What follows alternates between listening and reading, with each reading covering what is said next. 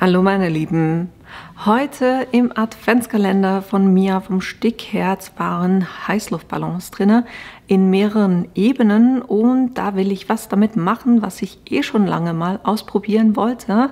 Was das genau ist, das seht ihr auch gleich nach dem Intro.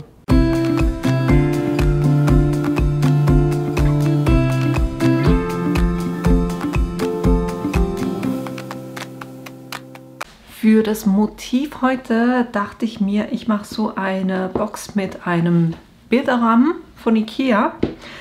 Und zwar dachte ich mir, ich schneide das mit dem Laser aus MDF aus. Ihr könnt natürlich das auch mit dem Plotter mit Papier schneiden und da zum Beispiel mehrere Lagen übereinander legen, damit ihr da auch ein schön stabiles Element bekommt.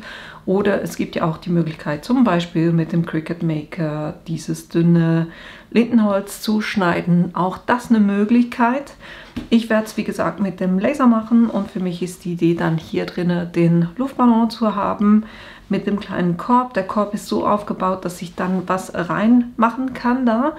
Da wird dann der Gutschein reinkommen und ich werde das MDF dann nicht so belassen, sondern ich werde das auch noch anmalen.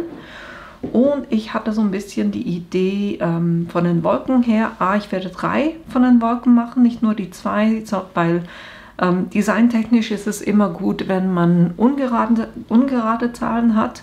Das heißt 3 oder 5. Ich werde hier versuchen 3 zu platzieren.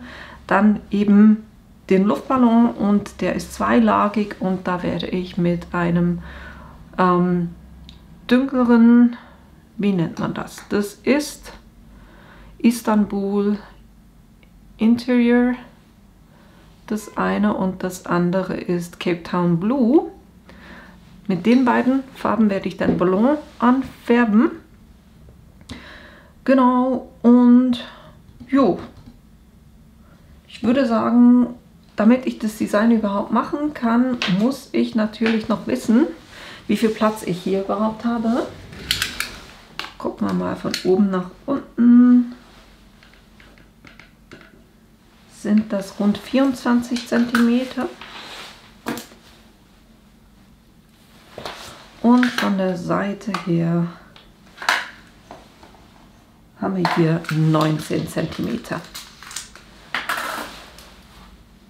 Wie gesagt, das ist einfach der Rahmen von Ikea. Da könnt ihr das natürlich auch mit einem anderen Rahmen machen oder eine andere Größe, die besser für euch passt. Genau, das heißt, ich gehe hin und werde mal gucken, wie ich das hier dann anordne, wie groß die Elemente sein können und das mal lasern. Ich habe mir die ganzen Teile schon mal reingeholt und setze die auch gleich auf Schneiden, damit wir das nicht vergessen. Und zwar habe ich mir die MDF-Schnitteinstellungen schon gespeichert. Die habe ich bei mir und ich habe zuerst ein Testraster natürlich gemacht mit dem Material. Da bin ich bei einer Leistung von 60, Geschwindigkeit 10, einen Durchgang. Damit hat das eigentlich sehr gut funktioniert. Jetzt gebe ich das kurz ein bisschen auf die Seite und hole mir eine zusätzliche Form rein. Und die Form mache ich jetzt in die Größe von dem, was ich vorher ausgemessen habe. Das heißt, von der Seite her sind es 190 und von der Höhe her sind es 240, nämlich eben die 19 cm mal 24 cm. Das ist der Bereich, mit dem ich arbeiten kann. Jetzt gebe ich das kurz auf eine neue Ebene, einfach vielleicht eine Farbe, die ihr auch besser seht. Moment, nehmen wir Orange. In der Hoffnung, dass ihr das so ein bisschen besser seht. Jetzt kann ich hier die restlichen Teile wieder so ein bisschen rübernehmen. Und ich gucke mir mal den Luftballon an, dass der schön in diesen Rahmen reinpasst, zusammen mit dem Korb. Das heißt, ich kann das eigentlich noch ein bisschen größer machen und wenn ihr die Größe verändert von den Elementen, müsst ihr natürlich drauf gucken, dass ihr alle markiert habt, damit die dann auch wieder passen. Vielleicht gar nicht so extrem groß, weil ich will ja noch die Wolken nebendran machen. Machen wir so. habe ich das kommt hier dann drauf.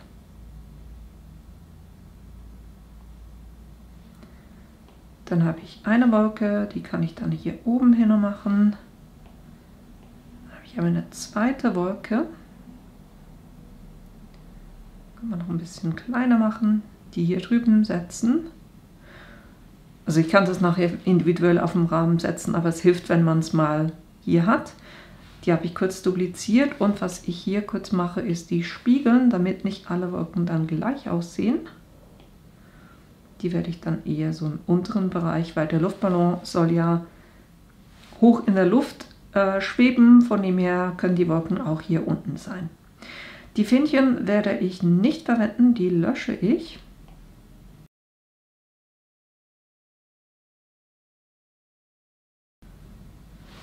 Und dann haben wir die beiden Körper noch. Kurz gucken. Ich glaube, ich mache das sogar so, dass der Korb noch ein bisschen mehr vorsteht, dass ich den dupliziere. Dann habe ich eins hinten, also einen Korb hinten, dann hier das, was ringsherum kommt, damit ich hier dann tatsächlich auch was reinstecken kann. Oder das wird hier drauf geklebt und dann wird das vordere Teil drauf geklebt. So mache ich das. Und dann kann ich diesen Rahmen hier eigentlich schon wieder löschen, den brauche ich nicht mehr. Und kann die Teile so ein bisschen so anordnen, dass sie möglichst platzsparend sind. Ich muss kurz gucken, bevor ich das alles verschiebe, upsie, dass hier der Luftballon mit diesen beiden Löchlein, dass das gruppiert ist. Dasselbe gilt auch hier. Na. Also überall, wo ihr Löchlein habt, die Teile sollten gruppiert sein, damit die dann auch nachher noch zusammenhängen.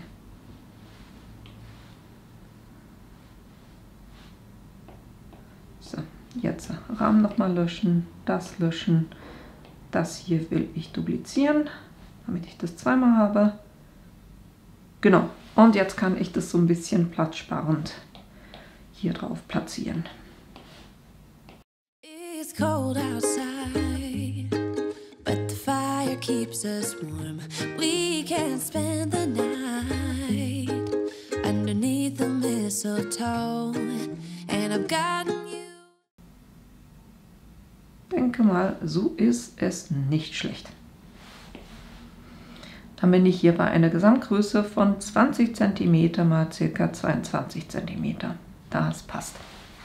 Dann reicht dafür sogar mein Reststück an MDF. So, das heißt, alle Teile müssten jetzt auf Ausgabe sein, auf Schneiden, MDF, Cut 6010. Dann kann ich zum Laser gehen, kurz den Abstand messen, hier. Und dann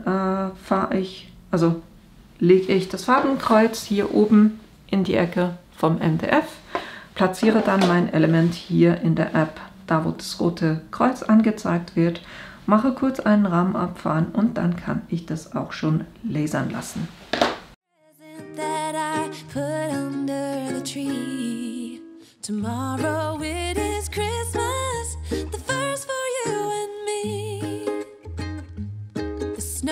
Falling down and the storm is on its way, but as long as you're around, everything will be okay, 'cause all I wanna do is spend this holiday with you. Tomorrow it is Christmas, the first for me and you.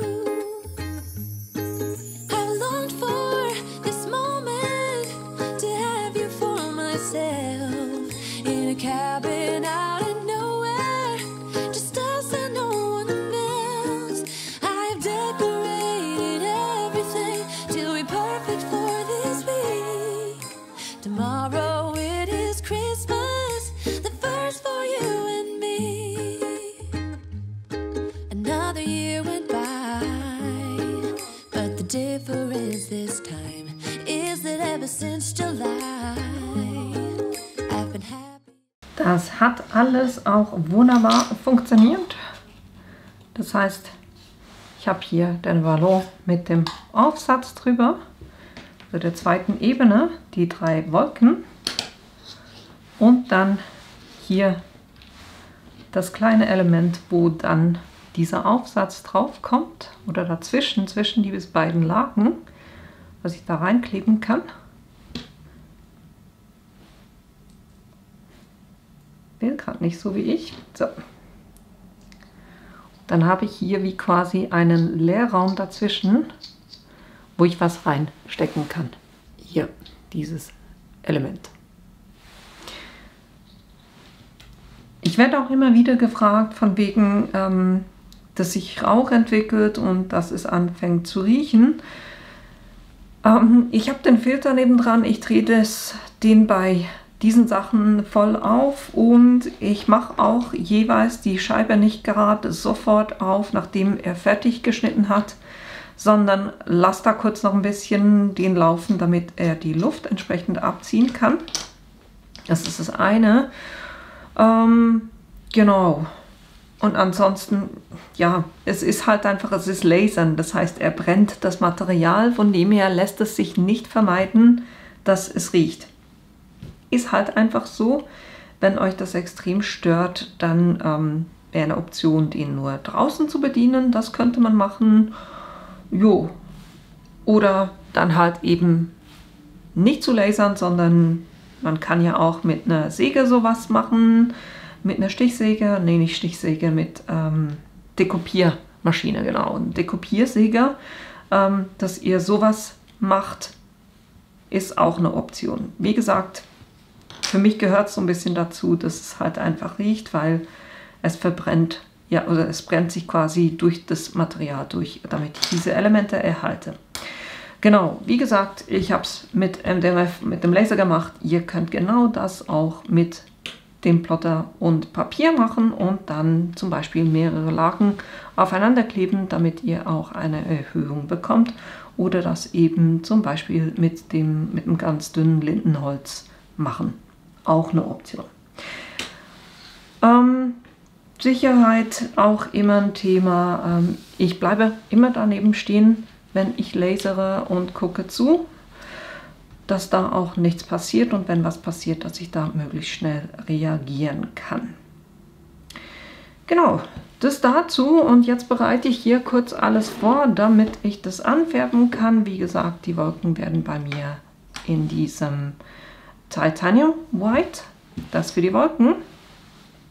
Das Körbchen, ich gucke mal, aber es könnte durchaus sein, dass ich das auch so gleich in diesem MDF lasse, weil das Körbchen ist ja in der Regel braun, von dem her kann es sein, dass ich das so lasse und oben den Ballon eben mit diesen beiden Farben, hinten die dunkle Farbe, mit dem, also die dunkle Farbe kommt hinten, die hellere Farbe mache ich vorne. Genau das breite ich kurz vor und färbe das dann kurz an, damit wir dann noch alles zusammenbauen können. Ich starte mal mit den weißen, weil ich die sicher zweimal anfärben werde und ich werde es auch so machen, dass ich die Kanten nicht anfärbe, sondern nur obendrauf. Vielleicht habe ich es vorhin zu wenig gut gezeigt, das sind die Fleur-Farben, die finde ich super, das sind so Kalkfarben, die aber eine wirklich schöne Deckkraft auch haben. Von dem her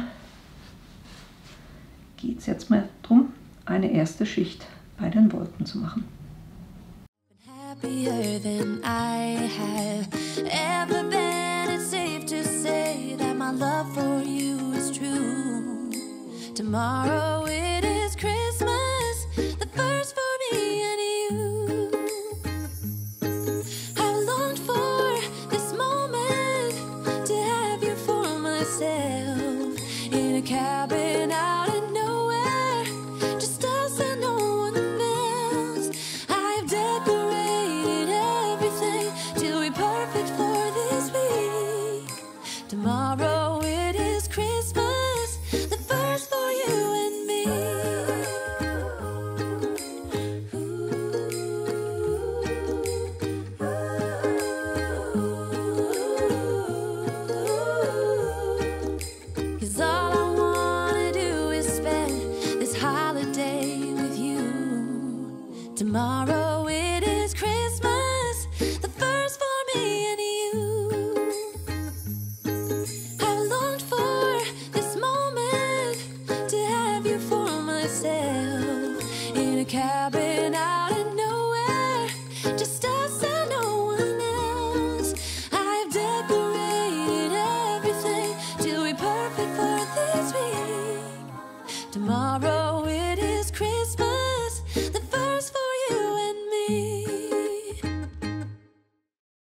Ich habe das Ganze zuerst versucht mit dem Pinsel anzumalen, aber der hinterlässt bei gerade so einer dicken Farbe natürlich Streifen und dann habe ich ganz einfach solche kleinen Dabbing-Tools genommen, Schaumstoffpinsel quasi und das dann einfach abgetupft.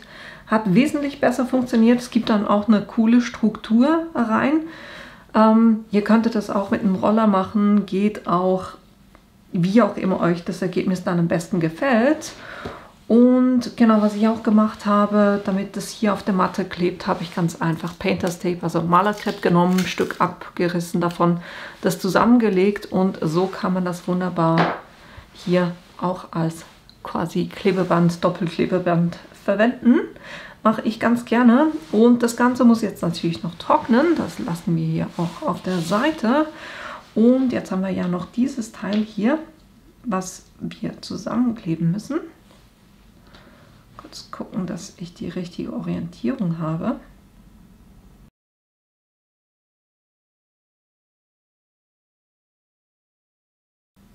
Spielt nicht so eine Rolle, wie ich gerade merke.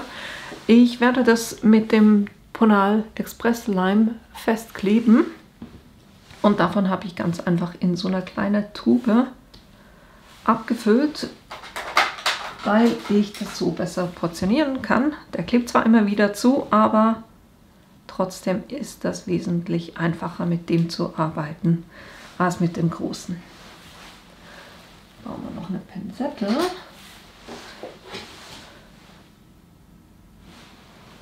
So. Und jetzt kann ich da ganz einfach Leim drauf geben. Kurz gucken, ob ich irgendwo große Schmauchspuren habe. Welches Element das ist, was ich vorne haben möchte. Ich glaube, das wird vorne sein, das wird hinten sein.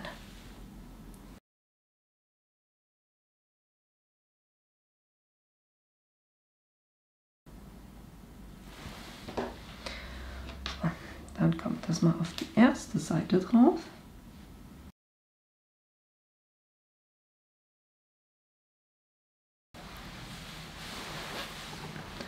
Habe ich hier auch immer ein nasses Tuch bereit oder ein feuchtes Tuch bereit, um den Kleber so ein bisschen wegzumachen, der hier rausläuft.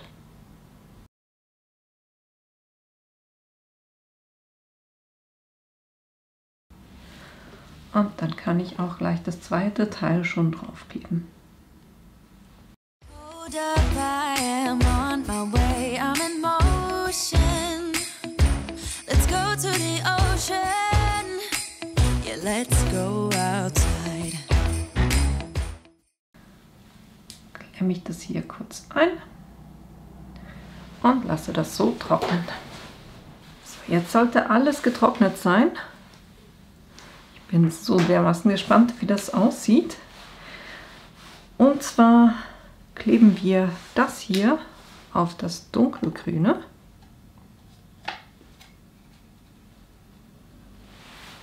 Ist das nicht der Hammer? Und für diejenigen, die sich fragen, warum hast du die Ränder nicht gefärbt?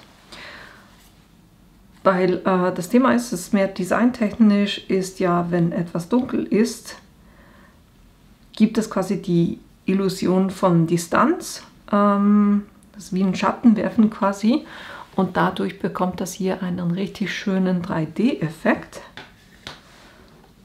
Und das eben auch bei den Wolken, weil wir gehen ja hier mit Weiß quasi auf Weiß oder Off-White auf Weiß. Und das sieht dann meiner Meinung nach halt einfach nochmal cooler aus, wenn es diese dunklen Ränder hat. Das war, glaube ich, irgendwo hier unten. So,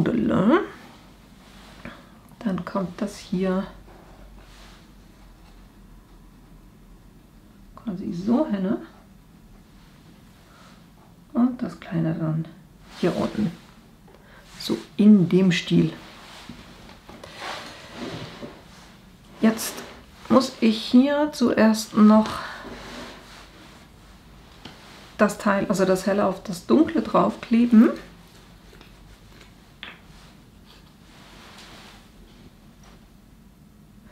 Und hier gucke ich einfach, dass ich möglichst nicht über die Löchlein gehe, die kleinen. Und ich versuche hier auch nicht extrem viel Kleber bis raus an die Kanten zu geben, sondern das soll ja einfach festhalten, mehr nicht. Jetzt eigentlich schon wieder zu viel.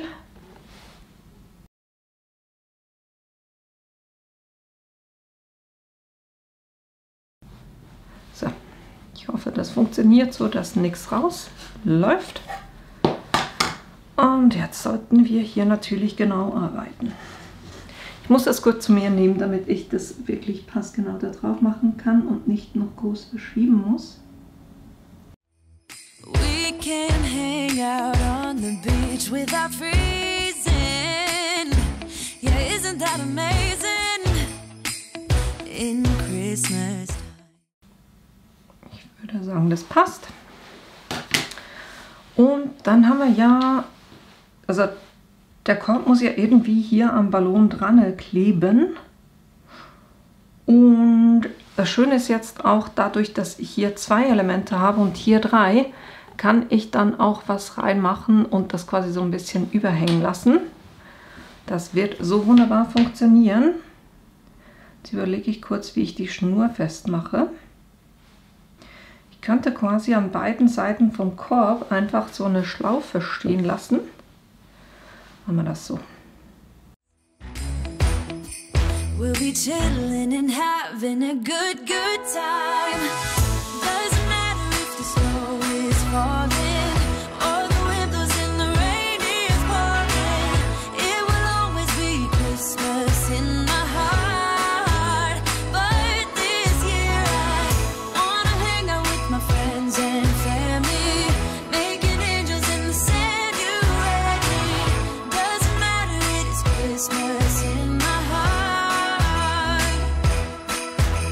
And I can promise Santa's coming to visit. No, Sorry, wenn ich gerade ein bisschen still geworden bin. Ich musste hier kurz das ein bisschen versuchen, wie ich das hinbekomme, weil mit Schlaufen ist es tatsächlich zu viel. Und ich musste gucken, dass beide Bänder gleich lang sind. Und jetzt versuche ich hier ganz einfach die Bänder hinten dran hochzukleben, damit man die von vorne nicht sieht. Passt für mich irgendwie vom Gesamtbild besser, als wenn ich da vorne noch Schlaufen dran habe. Aber so habe ich jetzt quasi mein Körbchen, das da dran hängt. Und dann können wir das hier quasi auch schon reinkleben. Ich mache das gleich auch mit dem Ponalkleber. miss this in Christmas times. Oh, and the sunset, it is just getting better on a blanket with the skyline painted in blue. Ooh, yeah, that's what we do. We'll be chilling and having a good time. Doesn't matter if the snow is falling. So, das ist schon mal das. Jetzt fehlt mir hier was und ich habe hier noch so ein kleines Überbleibsel von einem anderen Projekt, was super dazu passt, nämlich eine klitzekleine Kleinigkeit für dich. Das klebe ich dann hier unten hin. The windows and the rain is pouring. It will always be Christmas in my heart. But this year Passt meiner Meinung zumindest wunderbar dazu. Und dann können wir hier noch eine kleine Rolle machen, die ich da reinmachen kann, um da quasi den Gutschein reinzumachen. Dann habe ich hier eine kleine Papierrolle, wo eine Nachricht drin ist. Und die kann ich jetzt so ein bisschen... Upsi. Oder ich kann es versuchen zumindest. Da geht es mit den Fingern doch besser, das hier unten so ein bisschen reinzustoßen.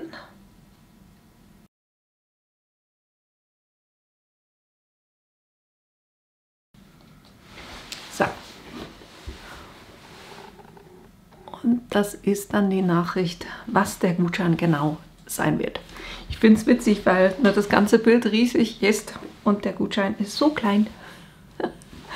Und was auch immer euch hier in den Sinn kommt, was zu den Wolken passt. Ballonfahrt wäre quasi wie naheliegend, aber da würden mich, da kriegt ihr mich für kein Geld der Welt rein.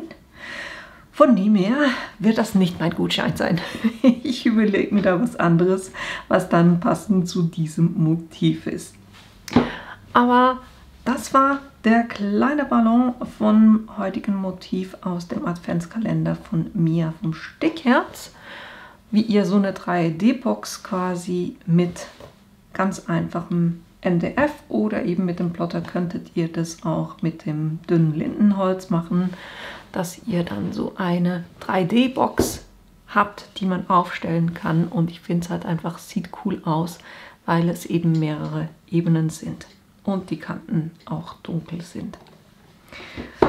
Genau, das war das, was ich euch heute zeigen wollte. Ich hoffe, euch hat diese Idee gefallen, dass ihr da Lust habt, das selber auszuprobieren und natürlich auch, dass ich euch morgen im nächsten Video wiedersehe. Bis bald!